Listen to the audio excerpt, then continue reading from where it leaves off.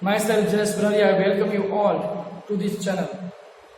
Friends, we have talked about the two videos of unit number 4, standard 8 English.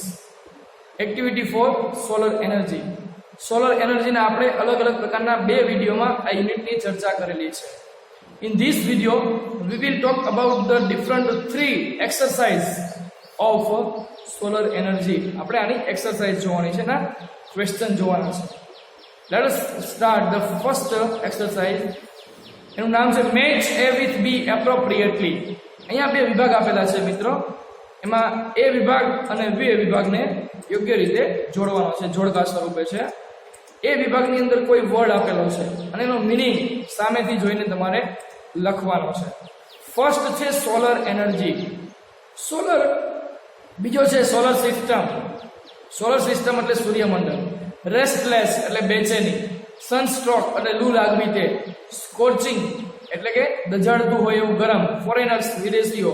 Converted એટલે કે change થવું, બદલાવું. Solar એનર્જીનો meaning શું થશે?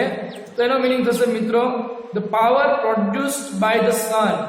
સૂર્યમાંથી જે આપણે શક્તિ મેળવીએ છીએ, ઉર્જા મેળવીએ છીએ, એમાંથી ઉત્પન્ન થતી ઉર્જા એટલે કે solar energy.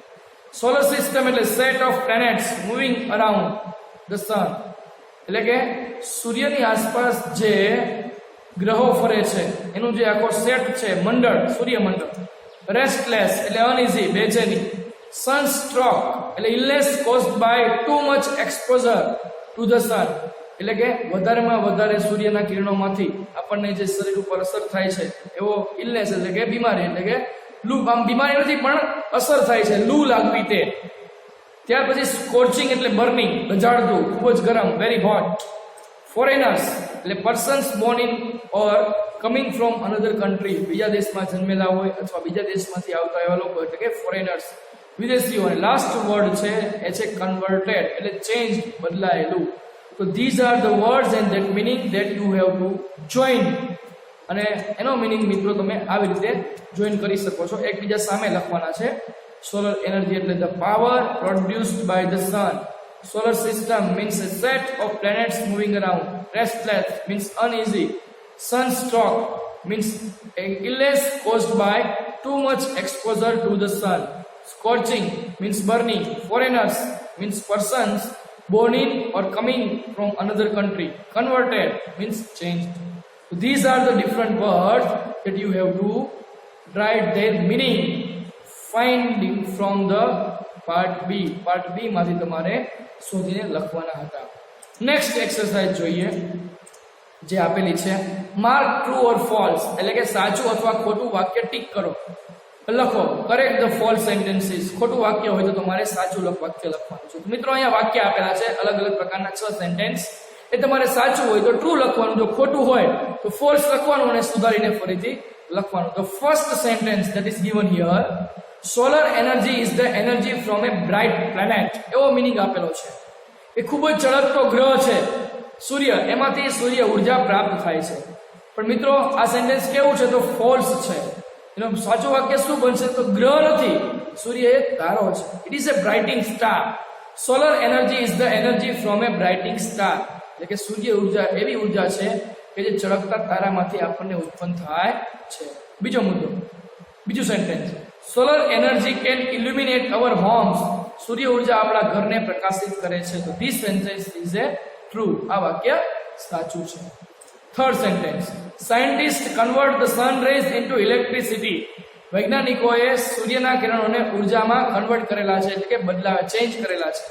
This sentence is also true. આ વાક્ય પણ સાચું છે. Fourth, food can be cooked with the energy from the sun. સૂર્યમાંથી જે ઉર્જા પ્રાપ્ત થાય છે એમાંથી આપણે આપણો ખોરાક રાંધી શકીએ છીએ. તો this sentence is also true. આ વાક્ય પણ સાચું છે. નેક્સ્ટ સેન્ટેન્સ જોઈએ, the sun is the only source of energy. સૂર્ય એ ઉર્જાનો એકમાત્ર સોર્સ છે, સ્ત્રોત છે. તો આપણે જોયેલા કે ઉર્જાના ઘણા બધા સ્ત્રોતો છે. વોટર, ફ્યુલ, ત્યાર પછી પેટ્રોલ, વિન્ડ, પવન. પણ સૂર્ય એકમાત્ર નથી, ઘણા બધા સ્ત્રોત છે. આ સિવાય પેટ્રોલિયમ, ખનિજ તેલ જે છે, વાયુ, કુદરતી વાયુ જે નેચરલ ગેસ છે, કોલસો છે, કોલ છે, આ બધા અલગ અલગ પ્રકારના સ્ત્રોતો છે. એટલે this sentence is false. There are other sources of energy like coal, petrol, water, wind and so on. એટલે કે ઉર્જાના બીજા પણ સ્ત્રોત છે, જેમાં કોલસો, પેટ્રોલ, પાણી, પવન વગેરે. એટલે ફક્ત સૂર્ય એ ઉર્જાનો સ્ત્રોત નથી, બીજા પણ છે. Sixth and last sentence is that there is a ray of hope that the sun will solve our problems. Ray of hope એટલે એવું એક આશાનું કિરણ છે કે સૂર્ય એ આપણા બધા જ પ્રકારની સમસ્યાઓનો સોલ્યુશન કરશે. તો ટ્રુ છે. આપણે જોઈએ છીએ કે રિમોટ એરિયામાં જે દૂરના વિસ્તારો છે, રૂરલ એરિયા છે, ગ્રામીણ વિસ્તારો છે કે જ્યાં ઉર્જા પહોંચાડી શકાતી નથી, એવા વિસ્તારોમાં સૂર્ય ઉર્જા એક પ્રકારનું આશાનું કિરણ બનશે. નેક્સ્ટ અને last exercise is here are some sentences. એટલે કે અહીંયા કેટલાક વાક્યો છે. Read them carefully. કાળજીપૂર્વક તે વાંચો. Then read the lesson and find the sentences expressing the similar meaning.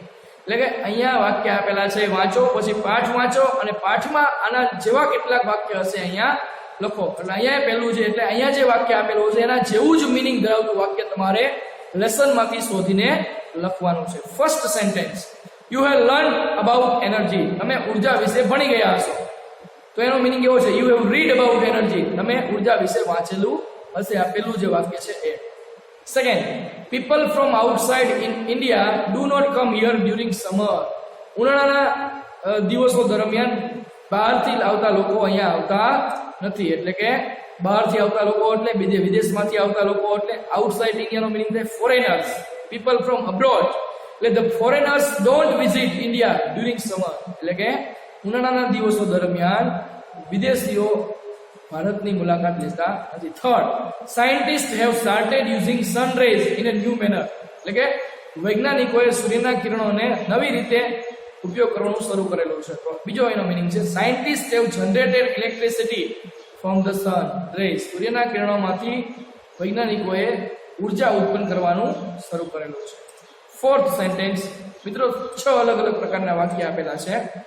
People do not use the same type of energy for all kinds of work. લોકો પોતાના બધા જ પ્રકારના કામમાં એક જ પ્રકારની ઉર્જાનો ઉપયોગ કરતા નથી. તો એનો મીનિંગ એવો છે, એ વાક્ય જે પાઠમાં આપેલું છે, we make use of different kinds of energy for different purposes. એટલે કે આપણે જુદા જુદા હેતુઓ માટે જુદા જુદા પ્રકારની ઉર્જાનો ઉપયોગ કરીએ છીએ. ફક્ત સૂર્ય ઉર્જાનો જ ઉપયોગ કરતા નથી, એવું છે. Fifth sentence, in our country we can use solar energy for almost every purpose. આપણા દેશમાં આપણે સૂર્ય ઉર્જા મોટા ભાગના હેતુઓ માટે વાપરીએ છીએ. એવું મીનિંગ ધરાવતું વાક્ય જે પાઠમાં આપેલું છે. In India the sun can be a major source of energy. એટલે ભારતમાં સૂર્ય છે એ ઉર્જાનો મુખ્ય સ્ત્રોત બની શકે એમ છે. કારણ કે આપણે જોયું હતું કે Bharat India is A warm country. એટલે કે હુંફાળો ગરમ દેશ છે. એટલા Sixth sentence and the last sentence, scientists have converted the problem into a hope. કે વૈજ્ઞાનિકોએ મુશ્કેલીને એક આશામાં ફેરવેલી છે. એટલે મીનિંગ એવો થાય કે with their innovative ideas and hard work, scientists have turned the ban into blessing. એટલે કે પોતાના ઇનોવેટિવ એટલે કે એક અવનવું કાર્ય અને ખૂબ જ હાર્ડવર્ક એટલે સખત પ્રયત્નના કારણે વૈજ્ઞાનિકોએ સાપને આશીર્વાદમાં ફેરવેલો છે. તો this is the sentence related to the sentence given in the exercise. તો મિત્રો અહીંયા આપણે ડિફરન્ટ 3 types of exercise ની વાત કરી. I hope that you will have understood all the exercise. તમે પાઠ બંનેના વિડિયો જોવાના છે, ત્યાર પછી આ એક્સરસાઇઝ તમારે કરવાની છે. ક્વેશ્ચન પણ પૂછાઈ શકે છે. તો મિત્રો અહીંયા આપણે જે લેસનની વાત કરેલી છે, સન ટૂર ની અંદર એક્ટિવિટી 4 સોલર એનર્જી. તો તમે સમજી ગયા હશો. કોઈ પણ ક્વેશ્ચન હોય તો you can ask by contacting me.